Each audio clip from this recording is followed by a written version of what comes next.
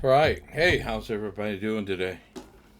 I wanted to show you guys a thing I work on a lot of, and I'm just going to break it down. And it's pretty simple. It's an exercise that I like to do, and I'm going to show you how to do it.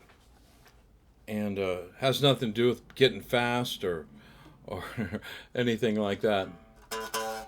Let me get my amp on. I'm still drinking my morning coffee. Here it is, 5:30. Wow. I'll be up a while. Anyway, so this lesson I want to show you is playing the chord tones over the chords over a 1-4-5. And I just want it's a exercise I do that trains my ear to hear the chord tones. So you're just going to play playing arpeggios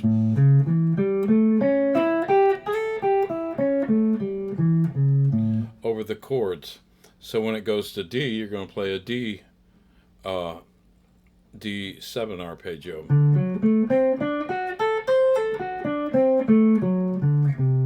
Back to A. I'll slide into some of those notes. So when it goes to E, you're going to play an E.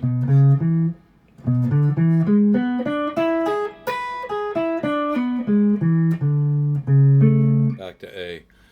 So what this is going to do, it's going to train your ear to hear these tones when you're playing over changes. I know it sounds, a 1-4-5s. You can blow the minor pentatonic scale and the major pentatonic scale through the whole 12 bars, and you'll be okay, and it'll sound great, But if you start using some of these chord tones and use them as target notes to land on, like the third, you could be playing a pentatonic scale. And you hear a lot of blues players go from that minor third to that major third. Well, you can land on the seventh, definitely the root, and the 5.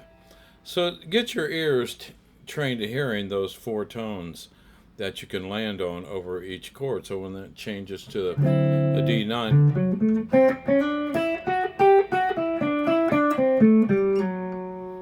you can focus on those chord tones.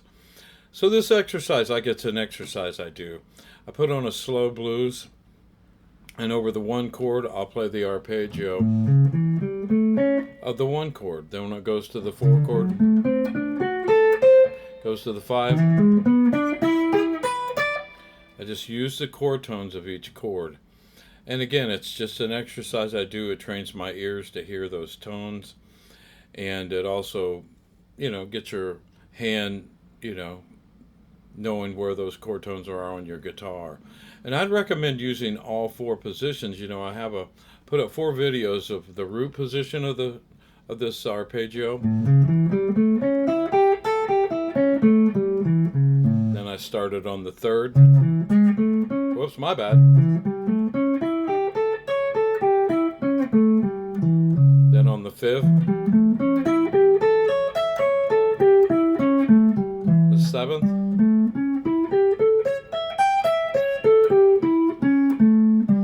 The 7th I play different sometimes. I play it sometimes like this.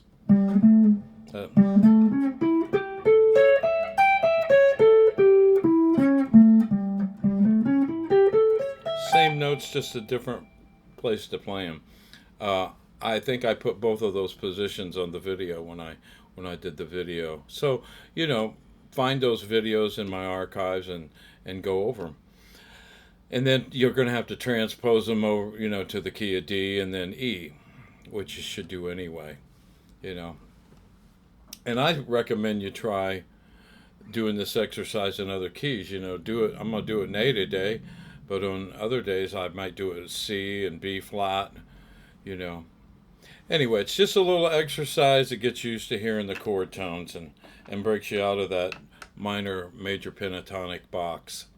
So here we go. I'm just going to play over the 12 bars. I'm going to play strictly chord tones. I may slide to the third or the fifth, but I'm not going to be playing minor pentatonic or major pentatonic. I'm going to be playing strictly chord tones.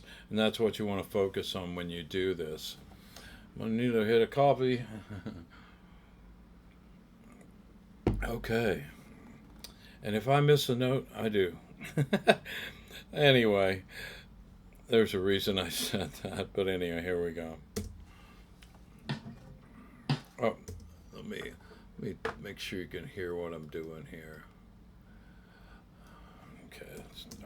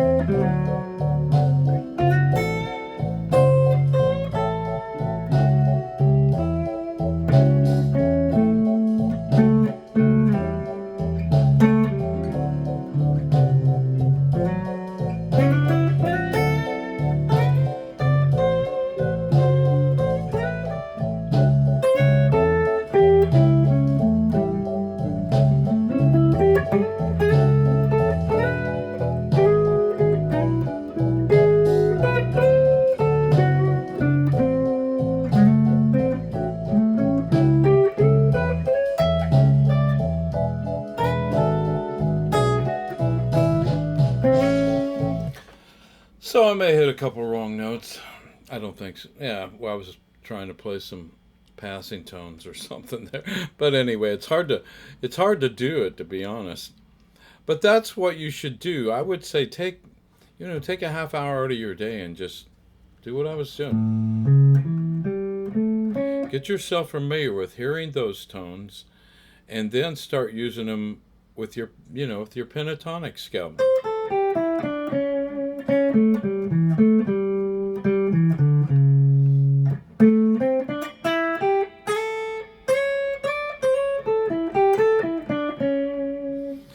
So and it'll start making you your playing it'll change a little when you start using these chord tones. And just remember this: there are always safe notes. I call them safe notes, target notes. Some people call them target notes. You're always going to be safe hitting a note of the chord. There's no wrong note there. When you're playing over an A7 chord, there's no wrong note there. Play over the D chord, there's no wrong note there. E, no wrong note there either. So you're definitely, again, it's about training your ear and about learning to use these chord tones in your playing. And I think this, like I said, take a half hour a day, just play over a slow blues, a 1-4-5, and start trying to put it in there with the minor and major pentatonic scale. And pretty soon you'll start becoming real fluent at it, and you'll just be able to play through those changes at a faster tempo. I still play it. I do this exercise on a slow blues, and then I'll pick it up and do a medium shuffle and do the same thing. Still playing over the 1-4-5. And anyway, I gotta say this, and it doesn't bother. Well, it kind of bothered me, but I put up my first short yesterday. I put up a performance that I'd done Friday night, and I was playing The Thrill Is Gone. And sometimes when I play The Thrill Is Gone, I'll play it pretty much straight ahead, just I'll play the standard, try to play as close to sounding like B.B. King as I can, which no one, there's guys I've heard that do it really well. I'm not that one of those guys, but I'll play it with a clean sound and play it not with much, I say clean, but just a little bump on it. But anyway, this particular night, some nights I don't play it like that. Some nights I play it more aggressively and I play it more the way I feel it, and which I think we should all do. I think we should all play, play in the moment. When you're playing live, play in the moment. Let it happen. Don't ever restrict yourself. Um, but I was not doing the BB King version, but I was playing the Thrill Is Gone, and I was playing pretty aggressive, and my sound was a little more aggressive. So I posted this video up as a short. It was a 60-second clip or whatever. And this guy's one of my hashtags was "Can you feel it?" And he wrote, "I don't feel it." He says you're way out of time and it's so disorient or something. And I thought, okay, I get it. But I'm not going to let that comment discourage me or change the way I play. You know, always be yourself. You know, and if people criticize you, just let it roll off your shoulder. That's what I did. I in fact I said, hey, I'm sorry. Um, you know, uh, you know, some people don't like it. I can't remember exactly. I didn't want to argue with the guy because there was really no argument to be made. It's just the way I played it, and he didn't like it, and hey, he has that right to have that opinion.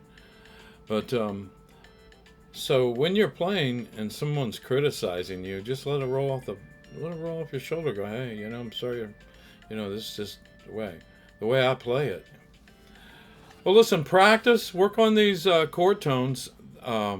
Doing this little exercise, do it 30 minutes a day, and I think if you do, and if you already do it, that's great. If maybe you already have some kind of little exercise you do to incorporate that arpeggio chord tone thing in your playing. Do it.